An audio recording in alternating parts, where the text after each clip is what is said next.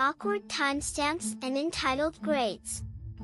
I've been a professor at this community college for over a decade, and I've seen my fair share of interesting parental interactions. But the day that Mrs. Henderson burst into my midterm review to contest her son's grade was one for the books. It was a typical Wednesday in early October, and I had just started going over the exam questions with a group of about 20 students. The door swung open, and in walked a woman in her late 40s, waving a piece of paper in the air. "Professor Thompson," she called out, scanning the room until her eyes landed on me. I paused the lecture, both surprised and irritated by the interruption. "Yes, how can I help you?"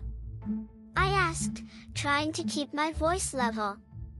Mrs. Henderson marched up to my desk, slamming down the paper in front of me. "This is my son James's midterm," she said, jabbing her finger at the page. "He says you marked him down for not citing sources, but he insists that he did."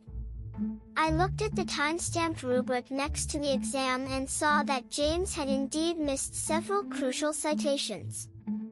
Before I could respond, Mrs. Henderson launched into a heated tirade about how her son wasn't a student and how I must have made a mistake. The rest of the class watched in stunned silence as I calmly explained my grading process and showed Mrs. Henderson exactly where James had gone wrong. As she spoke, I couldn't help but notice the faint scent of perfume wafting from her direction, a sweet, floral smell that clashed with the tense atmosphere in the room. "I don't understand why you're being so difficult," Mrs. Henderson said, her voice rising. "My son is a good student, and he deserves an A." I took a deep breath and tried to remain patient. "Ma'am, I assure you that my grading process is fair and unbiased. The rubric is clear, and James has simply failed to meet the requirements." Mrs. Henderson scoffed at this, her eyes flashing with anger. "You're just trying to fail him," she accused. I felt a surge of frustration, but I kept my cool. "That's not true, ma'am. I'm simply holding your son to the same standards that I hold all of my students." After what felt like an eternity, Mrs. Henderson finally began to calm down, her breathing slowing as she realized that I wasn't going to back down. She glared at me for a moment longer before storming out of the room, leaving me to continue the midterm review with a slightly shaken group of students.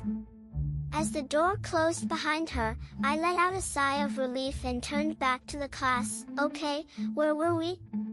I asked, trying to sound cheerful despite the awkwardness that had just transpired.